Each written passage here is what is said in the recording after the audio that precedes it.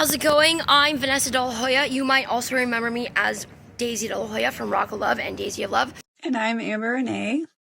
Welcome to Pink Cassette, and thank you for joining us. So, do you want to introduce yourself first? Sure. So, I'm Vanessa. A lot of people might know me as Daisy Hoya. My name is Vanessa Del Hoya, or Vanessa Mossman, as some people might know me as well. I know that sounds weird. I go through an identity crisis. Some people still call me Daisy. My name actually is legally Vanessa Daisy Del Hoya. So, What do you prefer to be called? I prefer to be called Vanessa. A lot of my close friends still do call me Daisy. Those are like really close friends. And but most people call me Vanessa because that's what's on my ID. That's my legal actual name. Yeah, okay. Well, I'm Amber. Amber Renee. Most people call me but yeah, Amber, but like I prefer Amber Renee, but most people call me Amber just because it's easier. So you said that people were commenting on your Instagram and they wanted to know about some of the early stuff. Yeah, so when I made a post that we were going to be doing a new, project together. It's exciting. I had a podcast before, and it wasn't it was exciting. I just did, like, I was still like a little bit in my addiction. Like a lot in my addiction. And I just talked about, random stuff. But now we have each other. And this is called Pink Cassette is what I think we decided on, which is kind of cute. And so, I didn't ask what anybody really wanted to talk about, but I do know some people had posted like, oh, cool, talk about, interested in, like, am I still doing music? A lot of people always ask that, which is very encouraging. Yeah. Because that's, my first love is music. And also some people asked about, like, we'd be talking about things like, of course, Daisy of Love and Rock of Love, which is always very exciting because for some reason those shows are still out there, and that's a very, very good news and very exciting. I don't know why, but I feel very happy about that. It's been almost, over 15 years. Yeah, that's crazy. Or so, and people are still watching that, and I think that is a very very grateful for that. Yeah, I mean, I feel like when those shows started, that was just like the start of all reality TV. So it's like, history of pop culture and history of entertainment in general has totally been changed by those shows. So, yeah, of course. I don't know. I do think So, so. what would you talk about? Yeah, I mean, I have had a podcast and it's been kind of focused on like animals. And so I thought it would be like fun to have, to work with somebody that's also an artist in some way and creative person. And, you said you were sober and doing, spiritual or healing inner work. And just all of that stuff to me is, I mean, I'm very passionate in all of that stuff in my own life. So, and I feel like we have this similar vibe, like this kind of, we just like want to hang out and kind of talk about, stuff that matters. And I like that. That's awesome. And, I do have to, make a comment on, sorry, this like leaves like in my face. I do, have to admit recently, I was sober for, I was over a year sober, and I recently had a relapse. Okay. And I feel really upset about that. I worked really hard to stay clean, and now when I say relapse, I my DOCs were amphetamines, and I'm an addict, myself personally, and that includes some people are just alcoholics, and some people are addicts, and I personally I'm an addict, so what that means is I have a problem with like a lot of different substances, and I had a problem with amphetamines, and that's different, a little different from methamphetamines. They're somewhat similar. Like Adderall was my DOC for a really long time, for like over 20 years, like 15 years, 20 years, something like that. And I substituted it for another drug, which was cocaine. That was my original DOC. And I got sober from that. A good friend of mine, Mr. Corey Feldman, got me sober from that, and a lot of other people got me sober from that. But I didn't follow through with like the other parts of getting sober because I didn't know any better. I was really young, I was in my late. I wasn't really young. I was like in my late 20s, really. That's young. And I didn't realize there was other parts to that process. You had to go out, you had to get a sponsor, you had to work steps, you had to go to meetings, you had to continue to like do these other things. And I learned like a little bit of like what to do, but not like the other aspects, because really what happened is like I needed an actual vacation. Like I needed a break. Yeah. That's true. But I didn't realize that I was an addict. Like I didn't know I really did have like a problem, that I was a junkie. Yeah. I did, but I did not. And so are you sorry. Well, no, go ahead. I was gonna say, are you like so the Adderall, like, was that prescribed? Like, were you diagnosed? I think that's common. So what happened? Yeah. Yeah, what happened was like later on, like after a while, I chilled out on the cocaine. Because my good friend, Corey and other people were like, dude, you gotta, cocaine is gross. And after a while I said, you know what, you're right, it is gross, because it wasn't giving me that same effect, and I was sick of it. I needed help. I prayed to God for years before I did Rock of Love, before I met Corey, before I became famous. I hated that drug, but my soul was, I was in chains, and I finally got it after a little bit, but I still didn't quite get it. And then finally I decided I didn't want to do it anymore. But I didn't give up the drug use. I switched the drugs for something else. And I found Adderall. But I was like, I actually did need this medication. That's what I called it. Because I have ADHD, it's true. Runs in my family. I'm ADHD. You can ask anybody. I have it too. I have it too, by the way. I'm a spazzed out, complete maniac. I have bipolar. I have all those things. But I was like, this is amazing. This is I'm going to take it as prescribed. And boom, I was off and running. And I was doing it. I was still drinking a little bit. But I was healthy. I was like doing health stuff. I was doing, and I was not taking medications for my bipolar. I still didn't want that stuff. All my life I never I didn't believe in that stuff.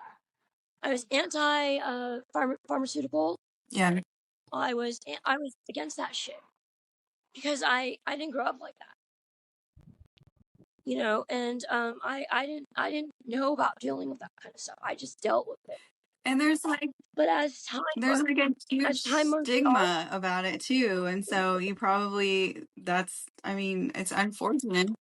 I didn't really know even myself how to deal with it. I just knew that I was an emotional based person. That's all I knew. And as time went on with like the Adderall and stuff, and I was like, what am I going to do with my life? Because my life is falling apart right now still. I'm not getting any jobs. I gotta go back to like dancing. I'm kind of known. My relationships are falling apart still. I'm going broke. I gotta do something. Maybe I'll go back to school. Like I was trying to like, and I was still using substances though. I was like still like trying to figure out, but I was doing music. I was like doing all this shit that I was still I was still hanging on by a thread. But I was so I was like, okay, I'll try to go back to school and do all this other stuff. But it was I still was using substances. And then I was doing the Adderall, and it wasn't like a problem until it became a problem. But then I got in this other relationship, and nobody really knew I was doing these other things because I didn't really advertise it. And then I started drinking again, casually. And I lost contact with a lot of other friends, like, Corey and stuff, because, I was chasing these other relationships. And then I was like, dude, I gotta do something different. I gotta start doing the music again. So I started doing that. Nobody really knew what happened to me. And then it just became like worse and worse with the Adderall. And it became worse and worse and worse. And then it became worse with the drinking. I was still abstaining from the cocaine because I knew the cocaine was the dark side. I knew every time I did it, I would just, but I knew suddenly, like, I would start not getting the Adderall, and I would get like really pissed off when I would go to the pharmacy and they wouldn't have it, and I was like screaming at the pharmacist. I was like, that's a little odd, but like, but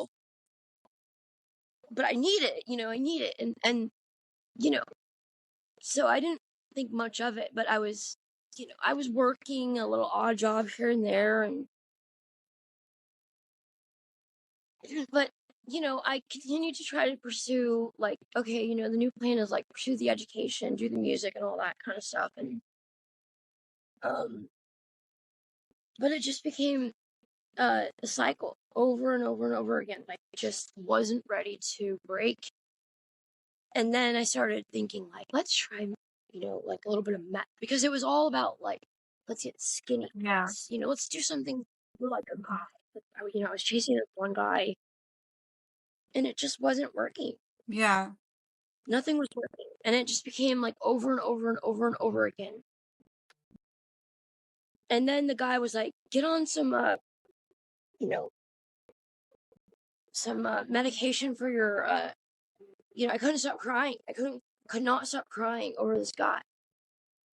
And that's when I started to think, maybe I need to get on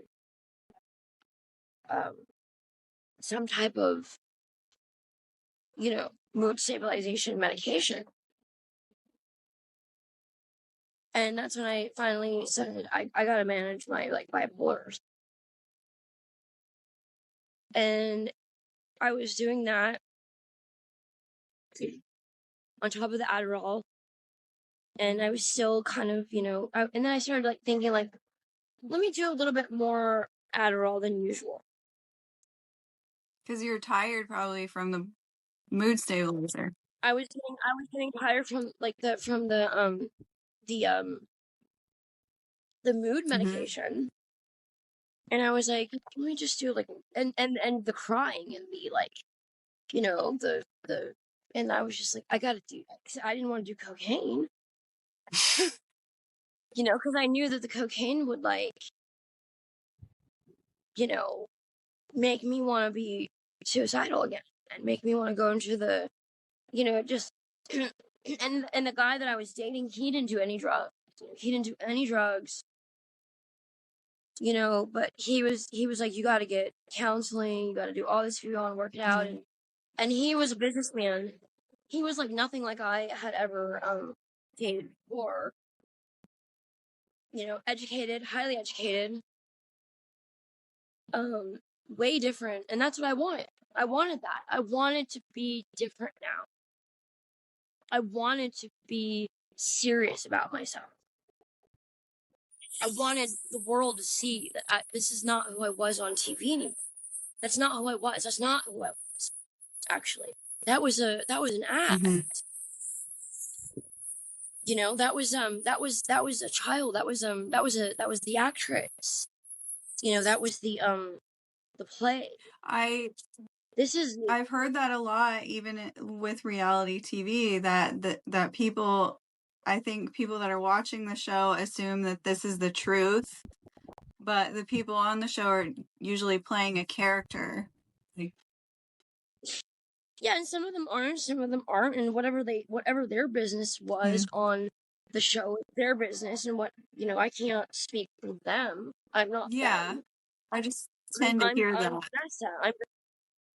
Vanessa. I'm Vanessa, and I was there to do what I was there to do, and whatever they're there to do, I don't know. That's not my business. I wasn't there to do anything but to just be grateful, and you know, and I never planned any sort of, you know, thing. I just was doing what I do, or you know, what I did and what I knew how to do best my whole life, and that's what I wanted. That's what I grew up pursuing in my life, was that thing that brought me to that point.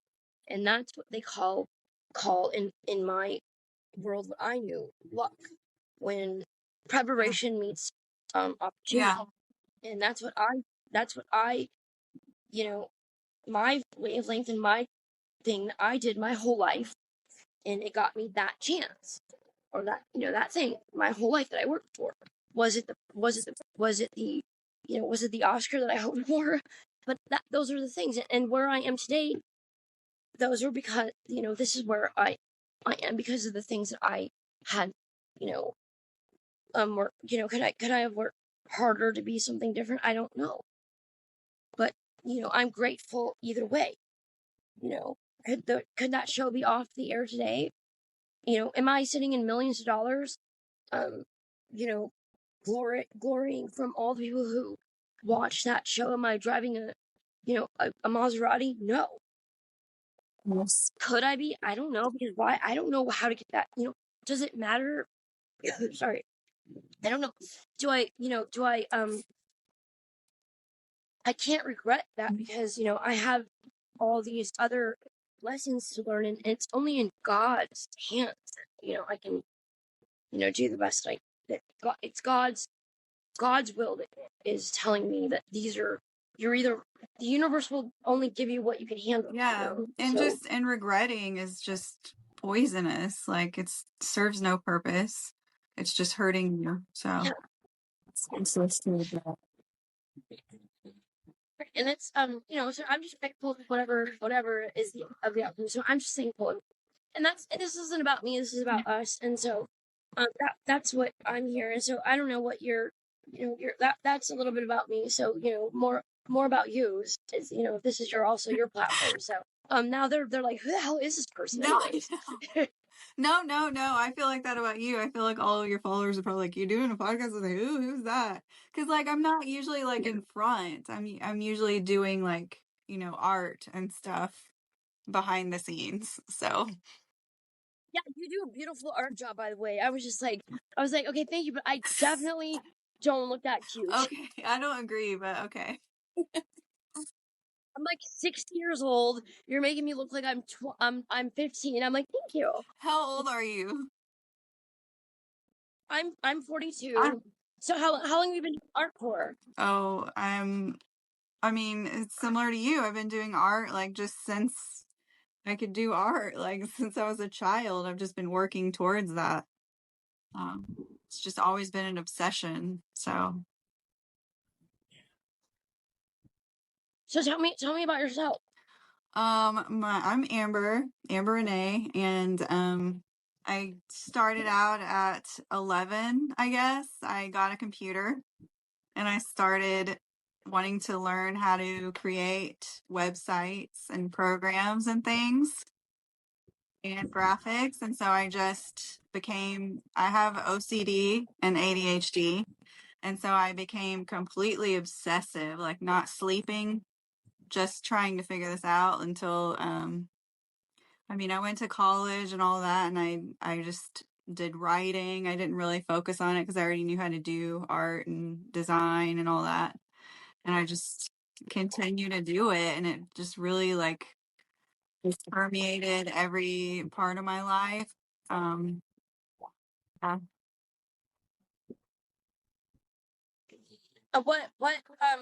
What's your favorite kind of art to do? I guess my favorite would be to do like I have a store online, and so I make a lot of like accessories and pens and shirts and stuff, and so that's probably the most fun, I would say. But I mean, I'm into everything. I'll painting murals on buildings, like, you know, websites, like just brands, whatever. Yeah, I'm down for anything pretty much. And I recently got into, I guess maybe with, COVID and TikTok and all that stuff blowing up, it made me like want to figure out how to work with other people, maybe like from here.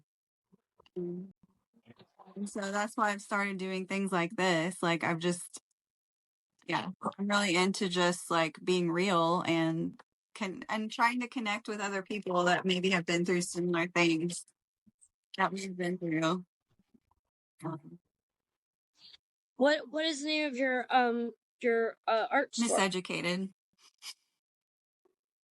Yeah. Miseducated. Like, what is that? Is that like a play on words or? Yeah, it's like not educated. Not like Mrs. Educated, but like Yeah. I just liked how I guess unconventionally educated is kind of like the style or the idea, I guess, but something I came up with when I was like 15 and I just kept using it. Where can people usually go to They can find it? go to my website. It's miseducated.com. Oh, okay. Yeah. That's cool. Yeah. How many podcasts have you done? I've been on a few of other people's podcasts, and I have my own other one that I collaborate with someone else on, but it's very animal focused. It's called Wild and Tame. Um, so, Do you have any? What kind of animals do you have? I have a cat and two small dogs and a cockatiel. A Yeah. cockatiel. Most of my animals are like animals that people got and didn't want later, and so I ended up taking them in. And I was really into reality TV. Like I watched Rock of Love and everything. I mean, I just like a lot of my art is inspired by like alternative popular culture and just those types of movements, I guess. Um, I love that. so like What was your favorite reality TV? Like, what was your first reality show that you ever watched? what was the first one? What started? Let me think. Maybe like Simple Life or something. I don't remember what started. Oh yeah, the Simple That Life. was cute. It was cute, huh? I love when I first saw that, I had a new appreciation for Paris Hilton and Nicole Richie. I thought they were the funniest thing ever. Yes. They're like so funny. Yeah, they're so cute together. They work well together. They're actually like smart. They're really smart. Yes, I love that. Yeah, that's a character. So again, like back to the playing a character. How did you like end up, going on Rock of Love initially? Well, I mean, as you know, in those the 2000s, I suppose that's when it Yeah. was, right? You know, like any good 2000 girl, 2000s girl. I I just me and my ex, we were we we just like left the TV on usually, generally just in the background, just whatever, not really like I don't know if a lot of people do that, but just started doing our daily routine, eating our healthy food. Because we were health freaks, but we were also very serious about what we do as artists. So, we just had that, music, MTV or whatever, VH1 in the background. That's usually the channel that we would watch because, that's what we would hope to find on their music. Yeah. But those were the shows that were on there as we're getting ready for our daily routine, because we were very, my ex-boyfriend, he was very structured. I was not, but thank God he was in my life because I need a structural life, because that's the kind of person that I am, even though I'm not structured in my head. I have, because of my ADHD and because of the chaotic things that are going on in my head. He's there to iron it out with his lists and his, where he's always like, "Did you make the list?" And I'm like, no. I'm making a list in my head where he's writing it out on paper. I like to be clean. He likes to be clean too, but we're very clean. We're very clean, even though we lived in a guttery punk rock, situation, because that's all we find. So as he's making the list, I'm telling him what's going on, generally while we're getting ready in the background. These shows are playing, and we every once in a while take a break from our what we're planning, because we like to what do you call it, like um you know um not conceptualize, but write out our list and put it into fruition. That's what we do. That's the kind of people that we are. That's the kind of ways that we have harnessed our life to be able to make things come into action. That's the way that we've learned, because that's the kind of discipline that we have in our life, in order to, even though we came from backgrounds that might have been abusive, might have been chaotic. Some people, we look chaotic. We thrived in that chaos, and we made the best of it, and it drove us. And, two train wrecks don't always necessarily make a good fit. And so I'm more of the train wreck than he was, thank God. But I needed that structure, and he gave that to me. So we both look like train wrecks. Unfortunately, I was the bigger train wreck. And so he, I would always just tell him like what my thoughts were, and thank God we were worked out. We worked out that way. So as we're watching this, thank you. As we're watching this, situation, and we're talking about our goals, because believe it or not, you do have to, like, in order to succeed, you have to have these things. I might have had my, I might have and have had my issues in life, but I always had to have this type of mentality somewhere driven in the back of my genetic makeup and in my soul, in order to somehow get to the process of being successful in some way. That was installed in my upbringing, despite the fact that I had these, genetic mishaps. So thank God I had this other person help me navigate that, and remind me that this is, you've got to do this. You've got to have some type of discipline. So, we're making our lists, and there we see these shows, and I'm like, this is it. I'm going to go on that effing show, and I'm going to be the next Rock of Love girl, because we, through the band scene of doing music, we had toured with one of the girls on the show, Lacey. Her name is now Lacey Scholes. I forgot what her last name was then.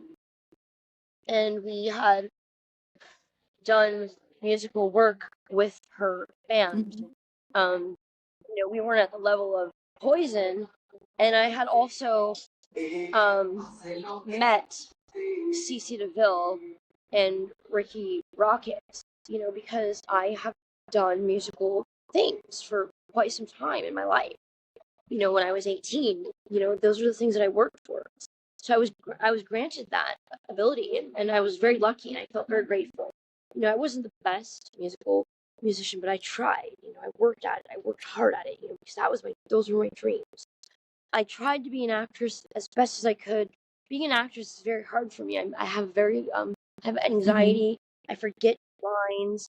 It's very scary for me. I have stage fright. Sometimes I've thrown up on movie sets. But music, for some reason, I just picked up a lot easier because of my um my ADHD, and I can do musical beats and stuff. So Anyway, what so kind of music, like, did you play or sing or?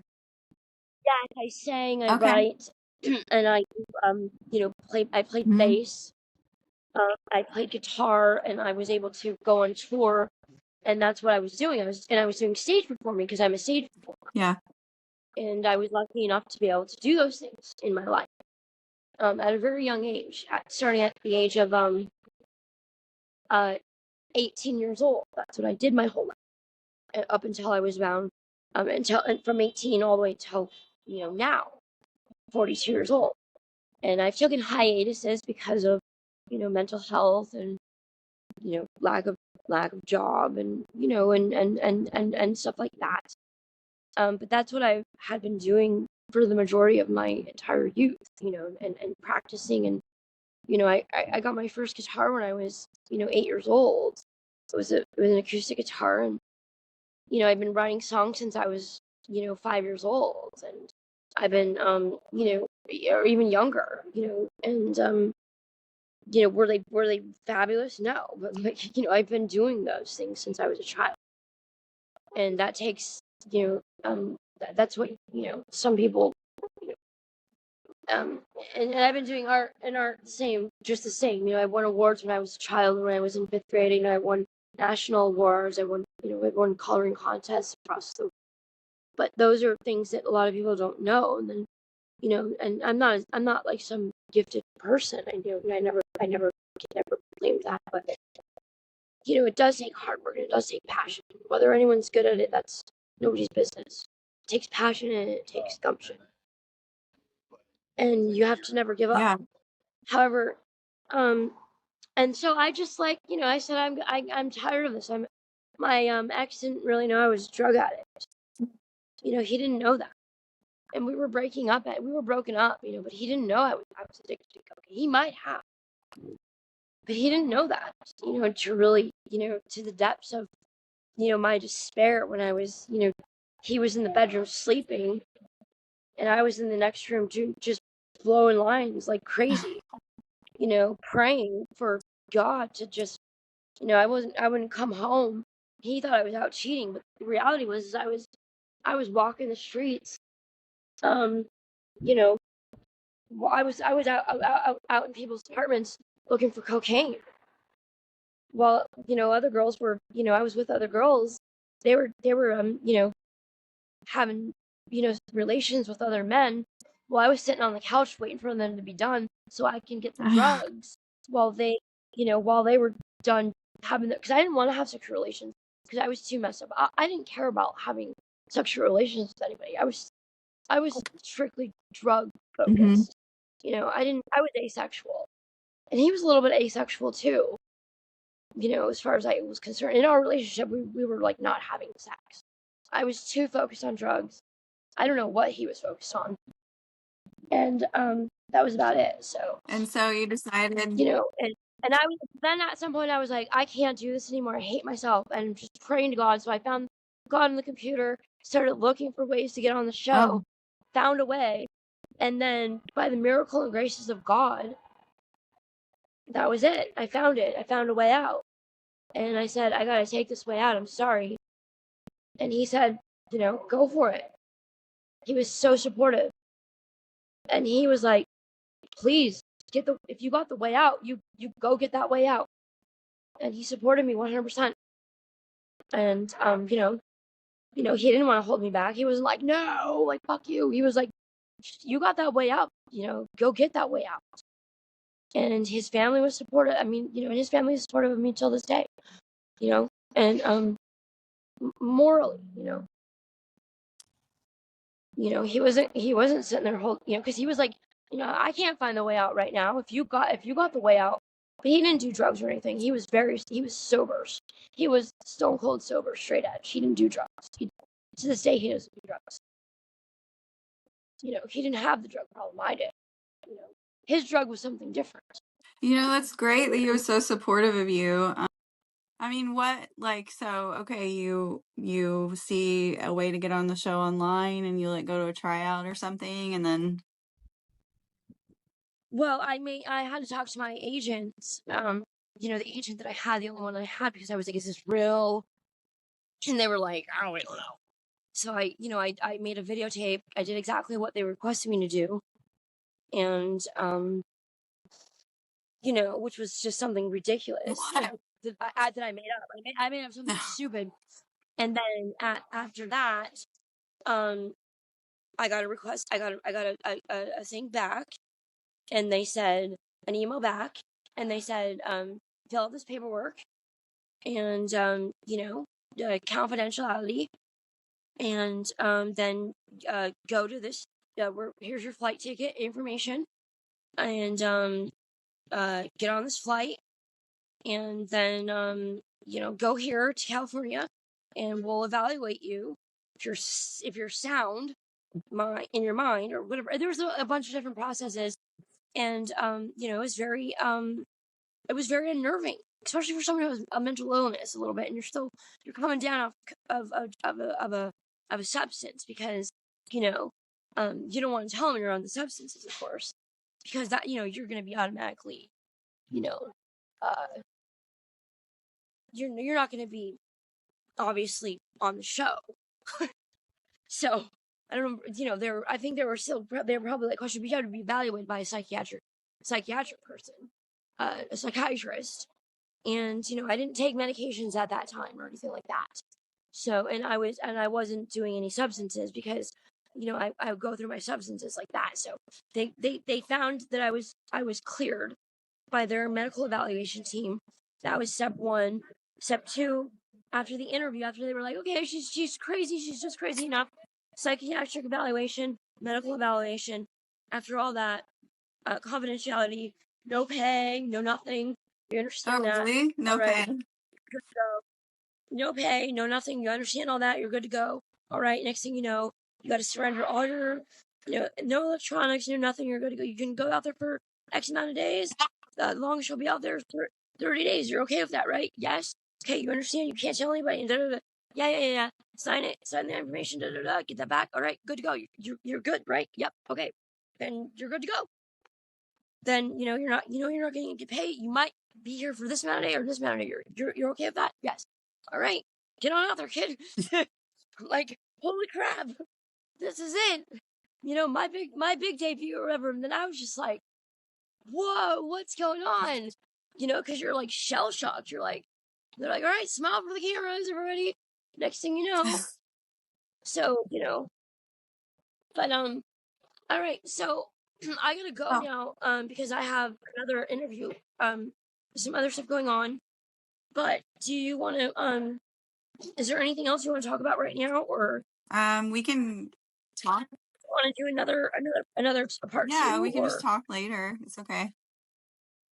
So be sure to check out our next episode to find out more about where we've been, where we're going, and just hang out.